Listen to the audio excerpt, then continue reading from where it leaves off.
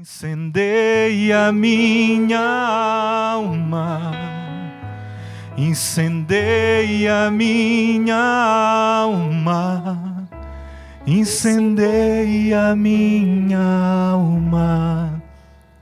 Senhor, canta isso, incendeia minha alma. Incendeia minha alma, incendeia minha alma, incendeia minha alma, Senhor. Meus irmãos e minhas irmãs, o tema desta quinta-feira de adoração e desta palestra é tirada do capítulo 33 de Jeremias, do profeta Jeremias, e o versículo 6. Eu lhes trago, melhora e cura. Assim como a música que nós cantamos, né? Vim de curar, vim de libertar de toda opressão. O Senhor nos traz, melhora e cura. Mas a partir do livro do profeta Jeremias, nós vamos entender como é esse processo de cura que o Senhor fez no povo de Deus e que também Ele quer fazer em nós. Mas para isso, eu quero ler toda a perícope. E aí eu vou ler capítulo 33 de Jeremias, versículos de 1 a 15. Você que tem a palavra de Deus, pega nesse momento a palavra de Deus. Eu vou proclamar, aqui a versão é da Ave Maria. Se você tiver outra versão, algumas palavras vão estar diferentes, mas é o mesmo sentido. Jeremias, capítulo 33, versículos de 1 a 15. Pela segunda vez, enquanto Jeremias ainda estava detido no átrio da prisão, foi-lhe dirigida a palavra do Senhor nesses termos. Eis o que diz o Senhor, que criou a terra, que a modelou e consolidou, e cujo nome é Javé. Veja o que Deus fala. Invoca-me e te responderei, revelando-te grandes coisas misteriosas que ignorais. Portanto, eis o que diz o Senhor, Deus de Israel, a propósito das casas da cidade e dos palácios dos reis de Judá, que foram demolidos para dar lugar às fortificações e às armas dos caldeus, vindos para combater e para enchê-las de cadáveres dos homens, que firo em minha cólera, e por cuja malícia desviei a minha face dessa cidade. Vou pensar-lhes as feridas e curá-las, e proporcionar-lhes abundância de felicidade e segurança. Eu vou repetir essa: vou pensar-lhes as feridas. Deus dizendo que vai olhar para as feridas do seu povo e vai curá-las, e proporcionar ao povo abundância de felicidade e segurança. Transformarei a sorte de Judá e de Israel, e os farei voltar ao que eram outrora.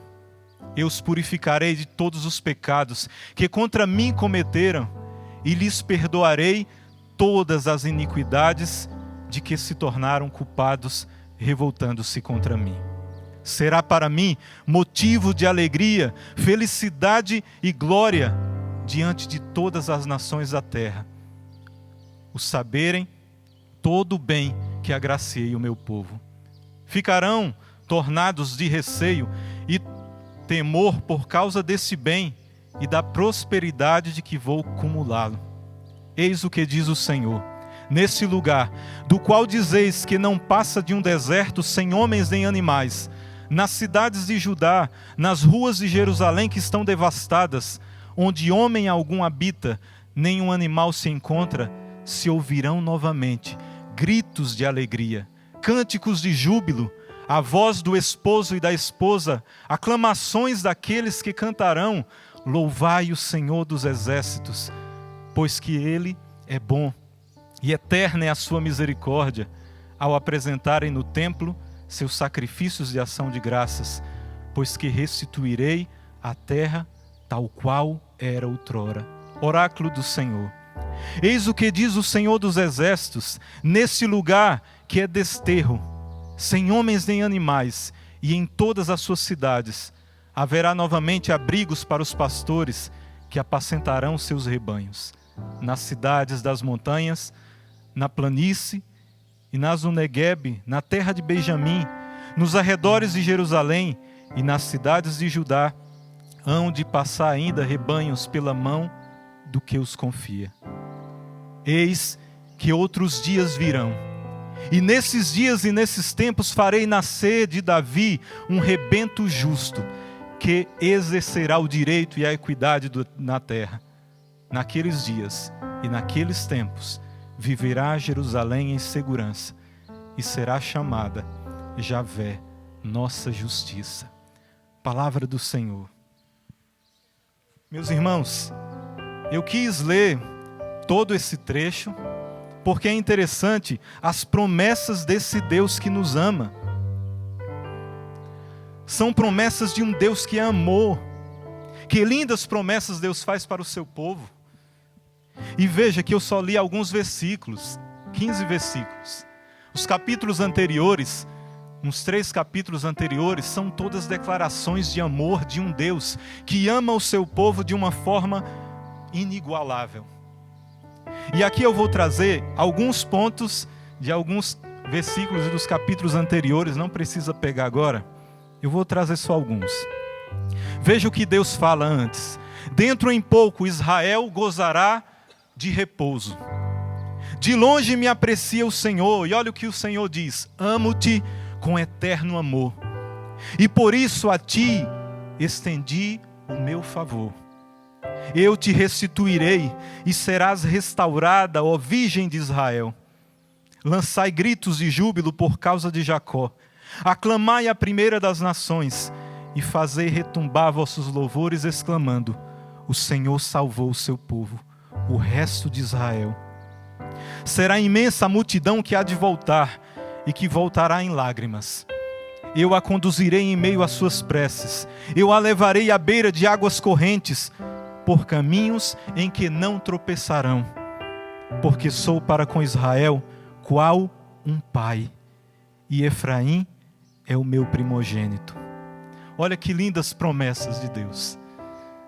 Ele diz, e veja, Deus por meio do profeta Jeremias foi falando todas essas promessas de amor desse Deus, dizendo o que iria acontecer com o povo de Israel.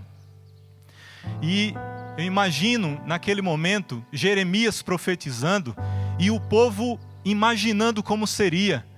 Aquele povo imenso chegando em Jerusalém, chorando de alegria, cantando júbilos. O ministério de música à frente tocando, todo o povo voltando para adorar a Deus no templo, para adorar em Jerusalém. E Deus dizendo que vai cuidar do seu povo e não mais tropeçarão. Agora eu quero intensificar aqui para quem o Senhor está falando tudo isso. Primeiro, para o povo de Israel, o povo escolhido. Mas, agora, diretamente, para quem Jeremias estava falando? Uma boa parte do povo de Israel já tinha sido exilado na Babilônia. O rei Nabucodonosor, com seu exército, já tinha levado uma boa parte para o exílio da Babilônia. E agora, nesse momento, além dessa mensagem que seria levado aos exilados, Jeremias está falando para os que ainda permanecem em Jerusalém, só que a cidade está sitiada pelo exército do rei Nabucodonosor. Veja, todas essas promessas de amor de um Deus que ama foram profetizadas para um povo que já estava prisioneiro há muitos anos na Babilônia, e agora para um povo que estava sitiado. O rei Nabucodonosor, com todo o seu exército, estava cercando a cidade de Jerusalém. E aí, quando Jeremias termina de proclamar todas essas promessas de Deus, passado algum tempo, pouco tempo, o rei Nabucodonosor invade a cidade de Jerusalém. E daí o que ele faz? O templo já tinha sido saqueado, muita coisa já tinha tirado do templo de Salomão. Mas agora ele saqueia tudo. Tira todas as riquezas do templo, todos os objetos sagrados do templo, todas as riquezas, pedras preciosas que foram feitos pelo rei Salomão naquele grande templo. E mais do que isso, ele incendeia todas as casas da cidade de Jerusalém, derruba os muros de Jerusalém e, por fim, destrói o templo. Toda a cidade fica incendiada e o rei, com todo o seu exército, leva todos para serem exilados e prisioneiros para a Babilônia. Meus irmãos, todo esse tempo do exílio durou 70 anos. O povo exilado na primeira deportação, na segunda e na última deportação, durou 70 anos o povo preso no exílio da Babilônia. E essas promessas foram ditas antes da primeira deportação e essa agora antes da segunda deportação. Veja, por que Deus prometeu tudo isso, sabendo que todo o povo seria levado para o cativeiro? Deus tinha um propósito. Ele queria gerar esperança no povo, para que aquilo que eles passariam de sofrimento e de dor lá na Babilônia, aquela esperança fosse o que era necessário para que eles não se perdessem.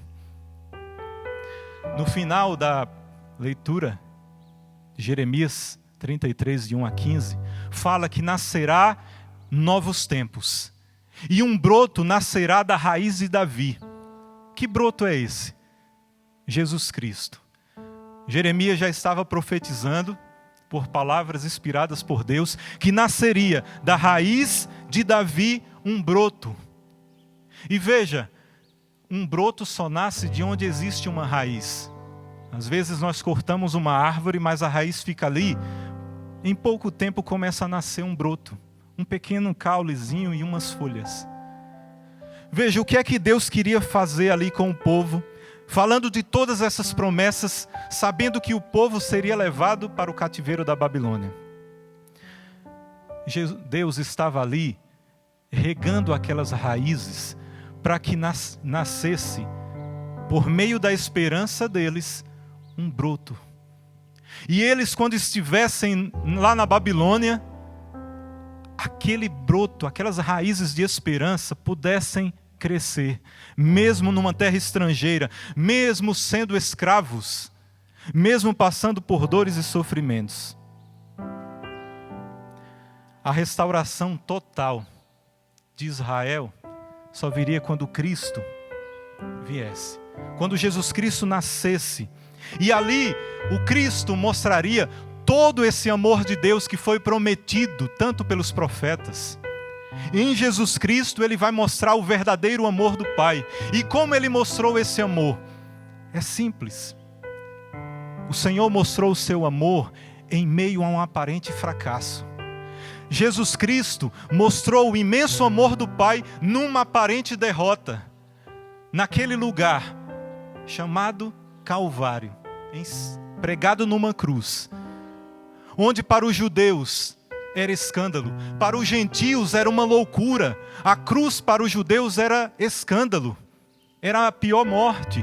Para os gentios era uma loucura. O que é isso? Morrer numa cruz para mostrar o amor. Mas como Paulo fala, para os que creem é vitória de Deus. Aquele broto que nasceria da raiz de Davi seria Jesus Cristo, que mostraria todo o amor de Deus por meio de um aparente fracasso e de uma aparente derrota. Meus irmãos e minhas irmãs, Deus só fará o novo na tua vida. Deus só realizará todas as promessas que Ele tem para nós que somos criaturas amadas, filhos, tornados filhos em Jesus Cristo, quando nascer um broto das raízes de esperança que estão no teu coração. E essas raízes precisam ser firmadas unicamente na raiz do tronco da cruz, do madeiro da cruz, dessa aparente derrota e fracasso. A semente, para nascer, ela precisa morrer. Veja, sofrimento, derrota, o exílio da Babilônia, lá atrás, prisioneiros do Egito, tudo isso, sinônimo de morte, de sofrimento, eram geradores de vida. O povo no exílio, por mais que achavam que estava passando os maiores sofrimentos, as maiores provações, Deus estava curando o coração daquele povo de toda incredulidade, de toda idolatria, de toda perversidade e principalmente do afastamento que eles estavam do Deus Altíssimo. Meus irmãos, Deus vai mudar a nossa vida, mudar a nossa história. E de um aparente fracasso, de uma aparente derrota da tua vida, Ele pode fazer brotar a salvação.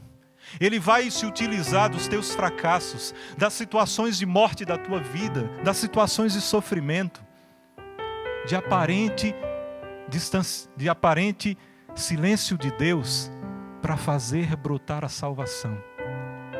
E quando nós deixamos Deus entrar na nossa história, a nossa história se torna toda ela uma história de salvação. Passado, seja o teu passado qual for, passado de destruição, distante de Deus, um passado cheio de pecados, de derrotas, de fracassos, de decepções, Deus pode usar tudo isso para nascer um broto de esperança para a tua salvação. Deus, além do teu passado se tornar uma história de salvação, o teu presente se torna também. E também, meu irmão e minha irmã, se você deixar Ele fazer, o teu futuro Ele transformará. O teu futuro Ele vai colocar nas mãos dEle e vai fazer o que Ele quiser. Então, para as melhoras aparecerem na nossa vida, é preciso também um esforço nosso, da nossa parte. O milagre que Deus pode fazer na nossa vida, a cura, a libertação que Ele quer realizar, é preciso também uma parte nossa. Qual é essa parte? A paciência. Assim como Jeremias profetizou. Jeremias profetizou que tudo aquilo aconteceria de bom em Israel, mas eles iriam passar por tanto sofrimento. 70 anos de exílio. É preciso a paciência. Deus vai cuidar. E aí nós precisamos fazer 100% da nossa parte. E qual é a nossa parte? Às vezes, algo que nós precisamos fazer, um perdão que nós precisamos dar. Às vezes, um perdão que nós precisamos pedir para alguém. O que nós precisamos fazer? Veja, o que nós fazemos, 100% da nossa parte. Deus vai nos dar a graça para que nós façamos isso.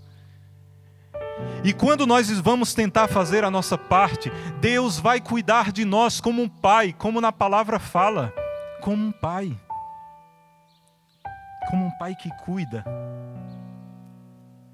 Bota nos seus braços, como diz na palavra, eu te tratarei como um pai que trata um filho. Enquanto isso, Deus vai cuidando, e no tempo oportuno, veja, Deus fará o que for necessário. Veja, nós vamos fazer a nossa parte de permanecer em Deus, de buscar a Deus, de criar essa esperança em Deus. E a partir daí, Deus vai cuidando, mesmo em meio ao sofrimento. E no tempo oportuno, todas as promessas desse Deus de amor se realizarão. Veja, Deus não faz igual a muitos pais que às vezes passam a mão na cabeça dos filhos e às vezes passa a mão na cabeça por tantos erros que o filho faz e causa um erro e passa a mão na cabeça, não, tudo bem. E vem, faz de novo um erro maior, não, tudo bem, é normal. Veja bem, o pai que verdadeiramente ama, ele corrige o filho. Ele corrige. E a correção é necessária. Se causou algo de errado, vai ser responsável pelo que causou. Deus, Ele nos corrige. Claro, Deus nunca vai nos provar, nos colocar em perigo, não, porque Ele não pode tentar e não colocar aquele que ama em perigo. Mas Ele se utilizará de muita coisa que nós causamos de errado para nos corrigir. Quem ama e quer ver aquele que ama crescer, melhora. Faz melhorar, leva a melhora, também corrige, coloca limites. Quem ama mostra qual a responsabilidade daquele por quem ama. Se causou algo, mostra onde errou e o que é preciso reparar. Quem ama não dá só porque o filho pede. E lembra aquele filho que às vezes pequeno vai levar na loja de brinquedos e ele esperneia no chão gritando porque quer aquele presente, quer aquele brinquedo. E o pai, porque vê ele esperneando e gritando, vai lá e dá. Não. Aquele que ama vai dar aquilo que é necessário. E não porque o filho pede, o filho... Deus sabe, e ainda mais Deus, que sabe o que é mais necessário, que sonda os nossos corações, os nossos pensamentos, sentimentos, sabe do nosso passado, do presente e sabe do nosso futuro. Ele, que nos ama como um pai amoroso, vai cuidar de nós. Portanto, meus irmãos, antes de nós culparmos a Deus, antes de questionarmos a esse Deus que nos ama, antes de ficar parado esperando Deus realizar, e pedindo que seja logo, que seja hoje, é preciso que nós façamos a nossa parte. Uma coisa necessária no hoje: pararmos e fazermos um grande exame de consciência. Meu irmão e minha irmã, faça um exame de consciência da sua vida. E eu lembro aqui que aqueles 70 anos do exílio foi um tempo propício para que o povo fizesse um grande exame de consciência de tudo que fez de errado. E a partir daquele exame de consciência, o povo de Israel começou a sentir saudades de Deus. Saudades de Deus, e aqui eu quero lembrar um salmo que é lindíssimo, que retrata o momento que o povo estava lá na Babilônia. Salmo 136.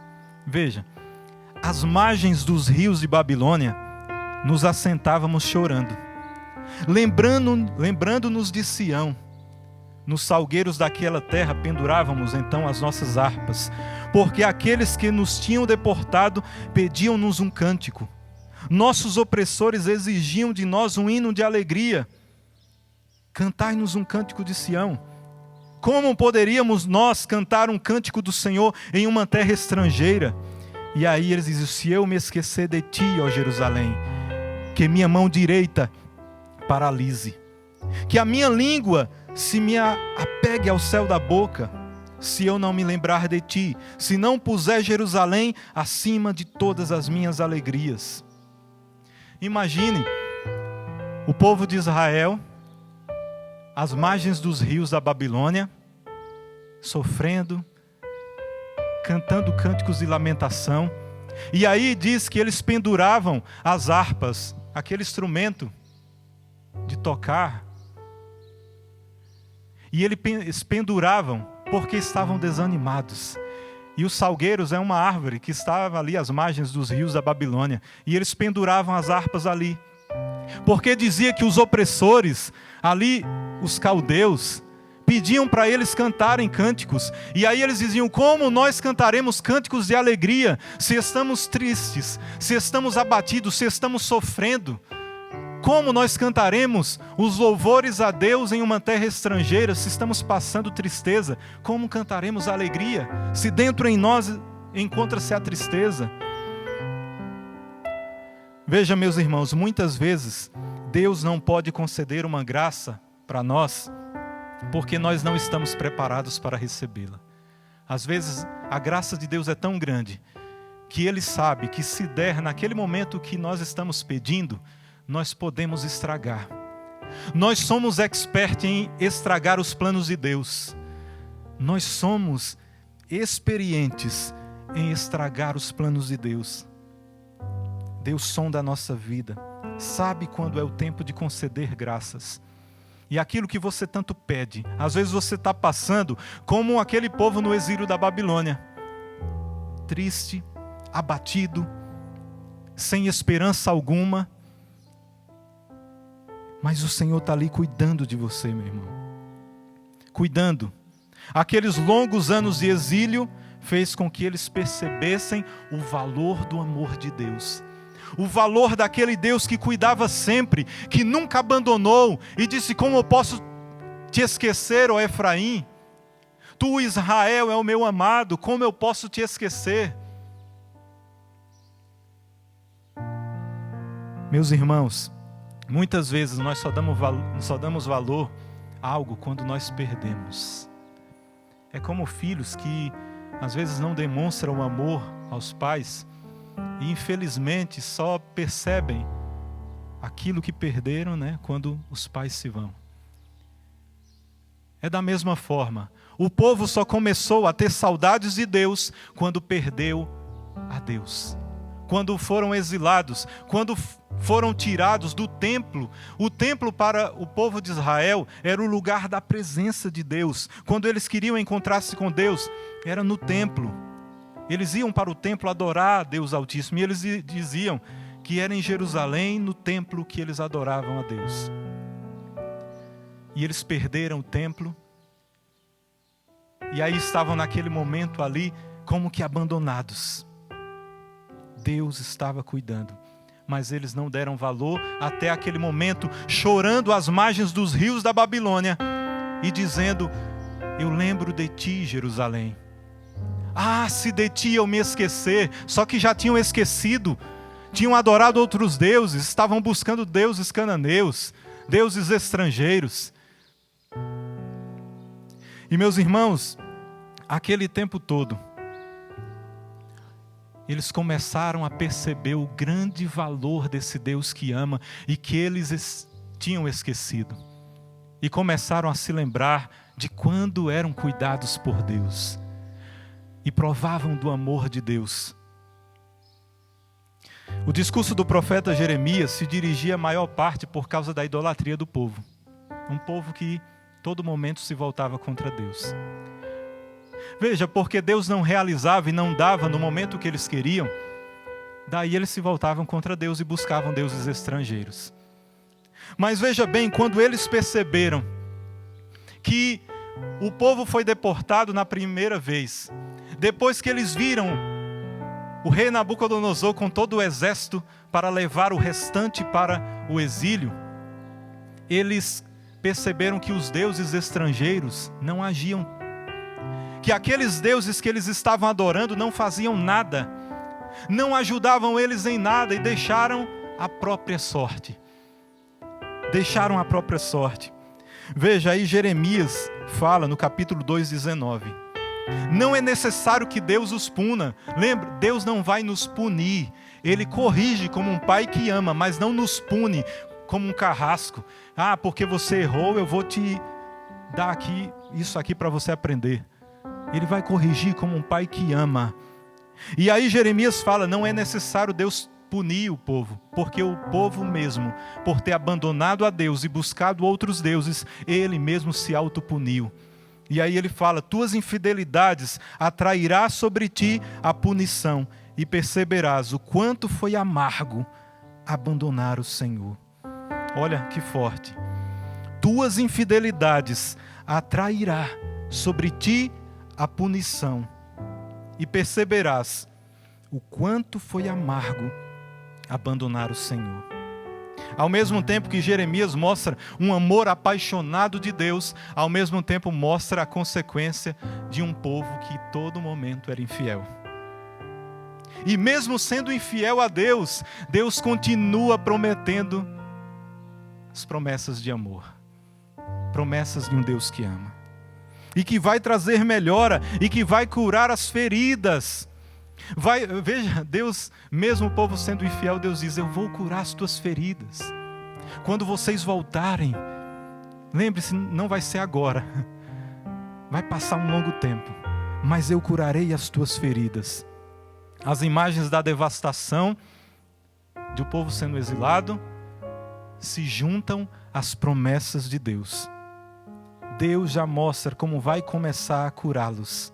Veja, antes do restante do povo ser exilado, Deus mostrou como começaria o processo de cura. O título dessa pregação, como eu disse, é baseado em Jeremias, que fala que eu trarei melhoras e cura. Agora o Senhor mostra como começará esse processo de cura. Veja, é igual a uma criancinha que os pais levam para tomar uma injeção.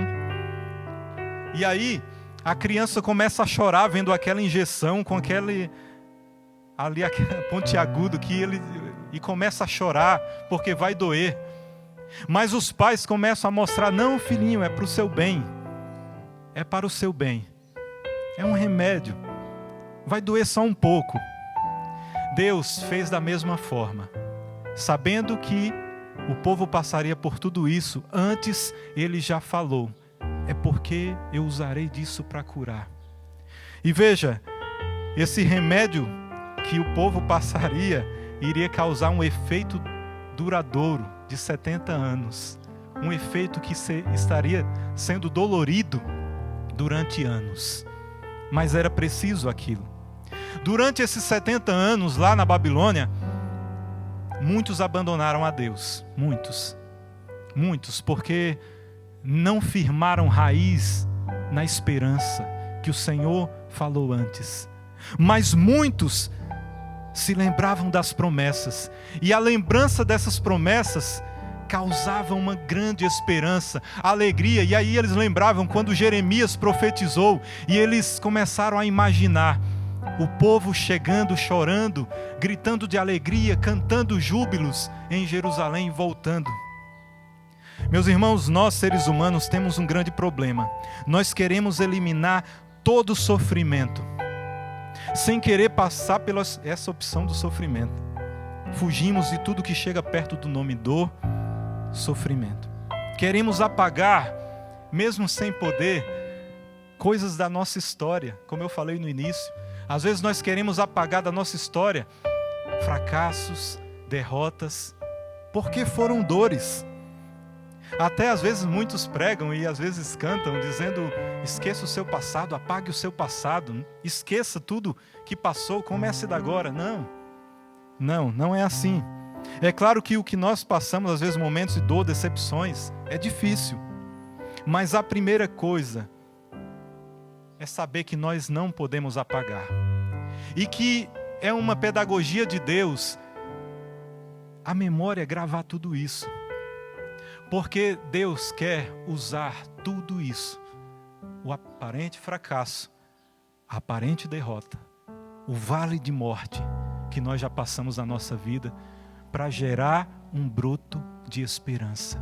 E ali, como nasceu o broto da raiz ali de Davi, e no madeiro da cruz brotou esse broto da esperança de salvação, Ele quer fazer germinar em nós esse broto de salvação. Foi a partir de um erro, às vezes na tua história, que Deus se utilizou para que você pudesse acertar na segunda tentativa. Às vezes foi numa aparente derrota, numa derrota mesmo, não aparente, mas derrota. Você acabou sendo derrotado em algo. Às vezes no esporte você se decepcionou e largou o esporte que você gostava tanto. Mas aquela derrota, a derrota para um esportista é importante. Porque quando derrota, ele vai pensar: eu preciso ser melhor. E vai treinar mais, e vai treinar mais. E perde de novo e tenta mais, depois é um campeão, um vencedor. Foi depois de uma desafinação. Nós cantores, às vezes, quantas vezes desafinamos? Mas é a partir de um momento que nós desafinamos que nós vamos estudar mais para ser melhor, para ser mais eficaz. Foi depois de receber um não na tua vida que às vezes você começou a se dedicar mais, a se valorizar mais, a cuidar de si e a refletir que você precisava ser melhor. Aquele não que você recebeu, às vezes no emprego ali, foi o necessário para que você conseguisse um emprego muito melhor depois. O povo de Deus não poderia esquecer a escravidão. O povo de Deus não poderia esquecer jamais que foi escravo do Egito. O povo de Deus nunca poderia esquecer que passou 70 anos exilados na Babilônia. Foi justamente nesses momentos em que eles reconheceram o que eles tinham perdido. Foi nesse momento de dor e de sofrimento que eles sentiram saudades de Deus. E foi em meio ao sofrimento que Deus sarou as suas feridas. Os nossos fracassos e derrotas precisam ser pontes e escadas para a nossa vitória. Os sofrimentos de hoje precisam ser escadas para amanhã você ser mais forte. Hoje sofrendo, mas amanhã você será forte. Se permanecer em Deus, lembre-se disso, há um se, há aqui uma condição. Aqueles que não estão em Deus, que estão passando por momentos de dor e de sofrimento, não vão conseguir superar. Mas aqueles que mesmo passando pelo vale das sombras da morte, se estão firmados na raiz que é Deus, o broto da esperança germinará. E essa capacidade, essa memória que nós temos de gravar tudo, vai nos ajudar a sempre sentir saudades desse Deus que nos ama. Meu irmão e minha irmã, reconheça o teu pecado. O que você estragou na tua vida, como eu disse, nós somos expertos em estragar os planos de Deus. Onde você estragou os planos de Deus na tua vida? E aí lembra do teu passado, não esqueça, olha para o teu passado. Olha para o teu passado, nós precisamos olhar, não como a mulher de Ló, que quis voltar e voltou e se tornou uma estátua de sal. Não, a única forma que nós devemos olhar para o nosso passado é olhar para ele e dizer, eu não quero mais cometer aquilo, eu quero ser melhor. Aquilo que eu fracassei, eu não quero mais fracassar agora. Eu quero ser melhor. Aquilo que eu fiz de bom, eu vou fazer ainda mais porque eu quero ser melhor. Eu quero ser ainda melhor. Eu errei, agora eu vou acertar. Eu estava distante de Deus, eu vou me aproximar cada vez mais dele, da fonte da graça. Em que você está sendo infiel a Deus, meu irmão e minha irmã? Como o povo de Israel que abandonou, que esqueceu, buscou outros deuses.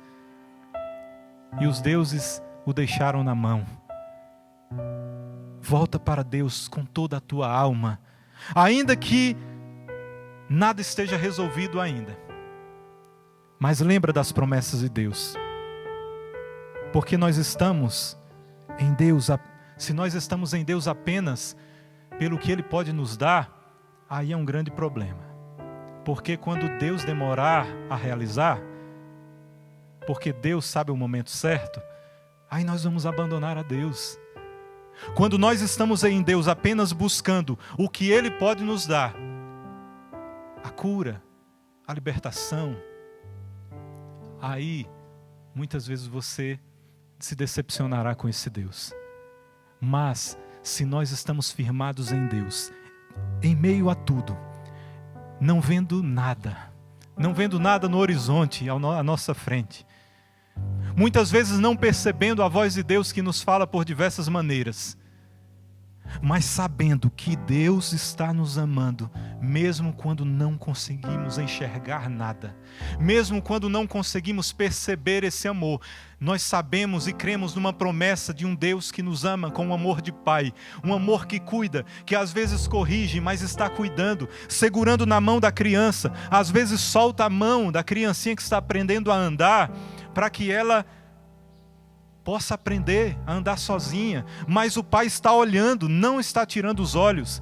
O Senhor sempre está com os olhos voltados para nós. Ele não é homem para mentir, nem para enganar. Ele está sempre olhando para nós e nunca nos abandona. Deus vai fazer sempre a parte dele. Isso é uma certeza que nós temos, pois Deus é fiel e não pode deixar de ser fiel. Deus é amor e nunca pode deixar de amar. Mas nós sim podemos deixar de amar, podemos ser infiéis, podemos abandonar o Senhor. O segredo é permanecer em Deus. E assim eu lembro, quando uma vez Pedro tomou a palavra e disse, Senhor, não iremos a lugar nenhum, porque só em Ti nós temos a vida. A razão da nossa existência. E é isso, nós não podemos ter outro objetivo de estar com Deus a não ser Ele ser a nossa razão. Porque quando nós estamos desinteressados em estar na presença de Deus, aí Deus percebe, sonda os corações e aí Ele usa da forma que Ele quiser. Ele faz da forma que Ele quiser. Jeremias, quando profetizou tudo isso, ele estava preso. A palavra fala logo no início. Ele estava preso. Veja, Deus falando para ele de promessas de amor, e ele mesmo estava preso, mas ele confiava, ele sabia quem era o Deus que ele servia. Veja bem, meu irmão, se nós confiarmos assim, Deus fará o que Ele quer a seu tempo. E lembre-se que enquanto você estiver passando por momentos de dor, de sofrimento, é justamente aí que Deus já começou a curar. Deus não vai curar no momento, às vezes, de forma rápida ali, instantaneamente. Claro, Deus pode fazer um milagre e acontecer ali a cura instantânea. Mas a pedagogia de Deus, primordialmente, é fazendo esse processo de cura dia após dia. É no tempo, no caminhar. E aí Ele vai se utilizar de tudo isso. Deus não curou o povo apenas quando trouxe do exílio, depois de 70 anos e quando entraram em Jerusalém. Não. Deus começou a curar quando Ele profetizou por meio, que Ele falou por meio do profeta, que o povo seria exilado. Ali Ele já começou a curar. E quando o povo, 70 anos ali, foram 70 anos de uma cura interior. Em meio às dores. Meu irmão e minha irmã, você que está passando às vezes por uma doença, nesse tempo que nós estamos todos solidariamente passando por essa situação toda mundial, e muitos estão nos leitos de hospitais, mas não só dessa doença, mas tantas outras. Às vezes você está passando por um câncer, uma depressão, uma tristeza, uma síndrome do pânico e tantos outros problemas de saúde. E daí, com certeza muitos já conseguiram perceber Deus curando ali. Porque veja bem, a primeira coisa que Deus quer fazer com nós, com você, a primeira cura é a da nossa alma. A da nossa alma. E aí curando, porque o processo de cura da alma demora muito mais do que o processo de uma cura física. E o mais importante que Deus quer fazer é curar a nossa alma, porque é a nossa alma que estará diante de Deus um dia. Esse corpo perecerá, receberemos um corpo glorioso na eternidade. Mas primordialmente o Senhor vai curar a tua alma e fará uma cura interior. E Ele fará isso mostrando o seu amor, um amor de pai que cuida, que tem o seu nome gravado na palma da mão, que não esquece jamais. E lembre-se disso, se você pensa que Deus te esqueceu, e aí mesmo depois de toda essa pregação aqui, você ainda insiste em dizer, Deus não age na minha vida. Deus está agindo. Deus é pai e Ele ama. E Ele vai cuidar, está cuidando de ti. E por mais que você não perceba, Ele está curando já. Ele já está trazendo melhoras na tua alma. E no momento oportuno, porque Ele sabe a hora, Ele fará a total cura, a total libertação, como fez com o povo de Israel. Onde você está, se você pode, feche os teus olhos. Se você não pode, se coloca em clima de oração nesse momento. O Deus de Israel é um Deus que ama. De Isaac, de Jacó, dos profetas, o Deus dos profetas. O Deus que se revelou com todo o seu amor em Jesus Cristo. É um Deus que nos ama incondicionalmente. Ele não coloca condições para nos amar. Ele não diz, faça isso para eu te amar. Não, Ele nunca fará isso.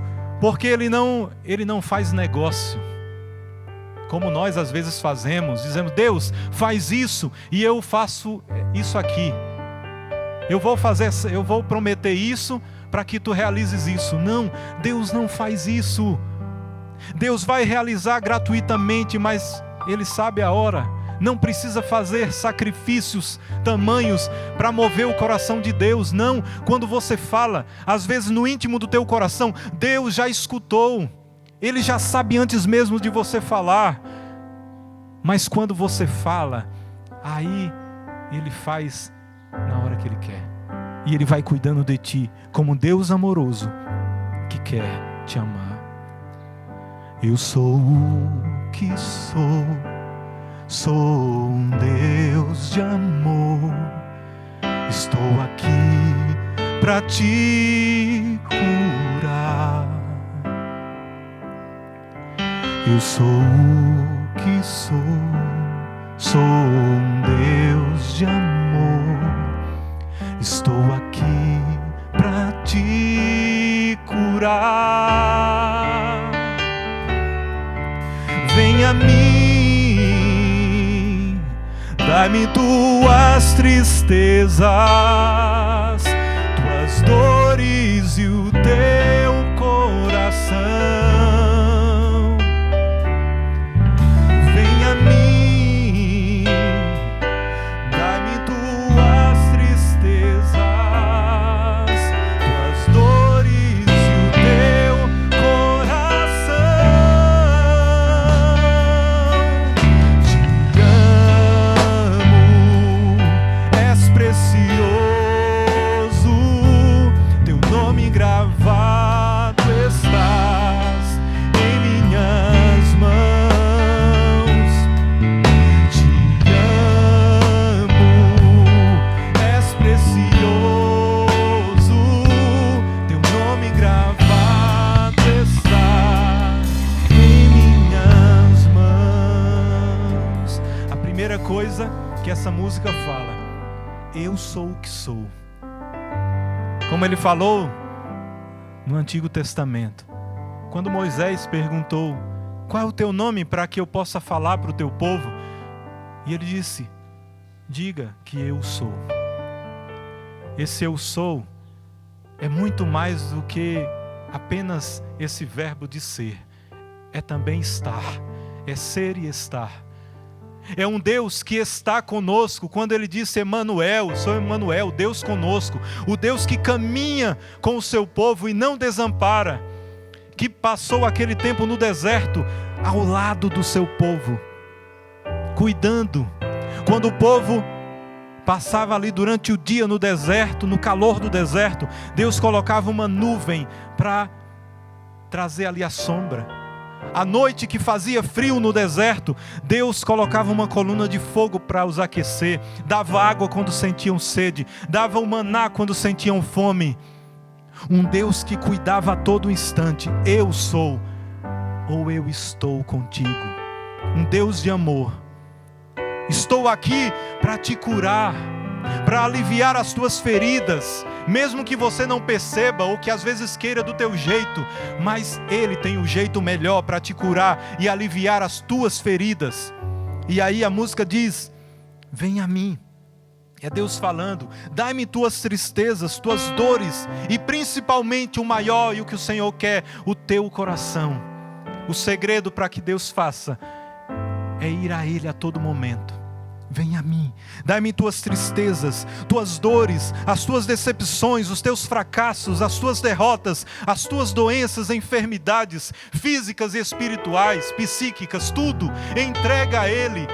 Vai a Ele com todo o teu coração, em espírito e em verdade, porque o Senhor não quer sacrifícios, mas quer um coração de um verdadeiro adorador, que o adore em espírito e em verdade. E qual é isso? A verdade que está no teu coração. Se você está triste, esse é o objeto da tua oração. Como eles se sentavam ao lado dos rios da Babilônia chorando, e isso era a oração dele, os lamentos chorando, porque tinham saudades de Deus, saudades do templo. Eu sou o que sou um Deus de amor, estou aqui para te curar. Eu sou o que sou um Deus de amor, estou aqui para te curar. Vem a mim, vem a mim, dai-me tuas tristezas, tuas dores e o teu coração. Entrega ao Senhor tudo. Vem a mim, dai-me tuas tristezas, tuas dores em teu coração.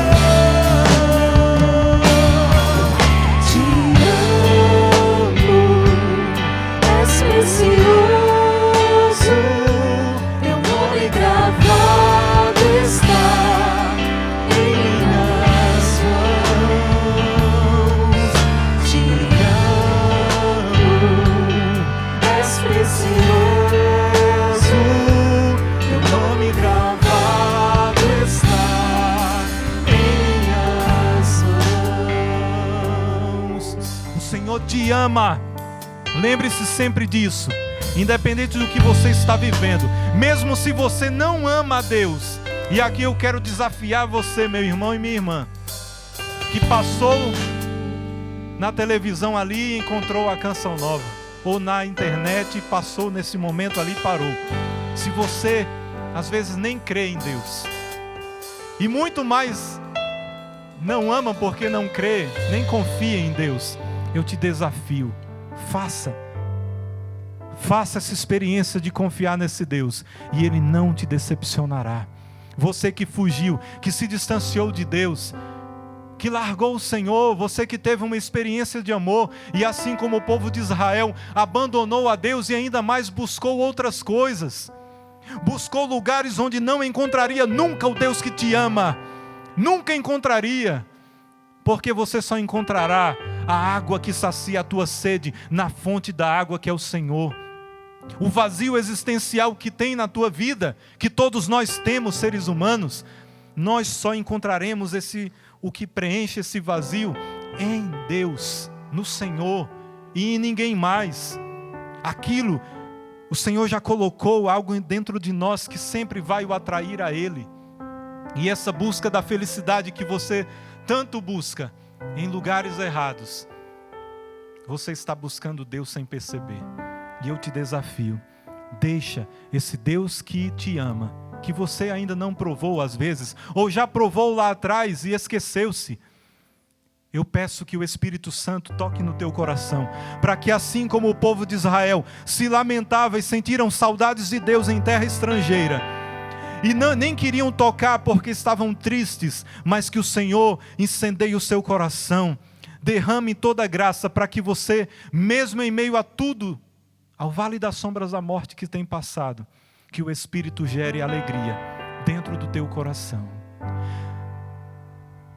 Te amo, és precioso, teu nome engravado está em minhas mãos. É Deus falando para ti. Te amo, és precioso, teu nome engravado está em minhas mãos. Obrigado, Senhor. Obrigado, Senhor. Obrigado, Senhor, pelo teu amor, pela tua bondade. Agora, daqui a pouco, nós receberemos aquele que é o tudo na nossa vida, o Rei dos Reis, o Senhor dos Senhores, aquele que quer fazer da nossa vida o tudo. E nós só precisamos colocar Ele como centro e Senhor das nossas vidas.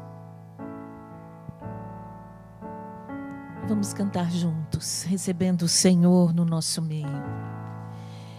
Presença real na hóstia santa, presença real de Cristo Jesus, Cordeiro imolado, puro e sem mancha. O Cordeiro é o Filho de Deus Criador. Cante, eu te adoro. Eu te adoro.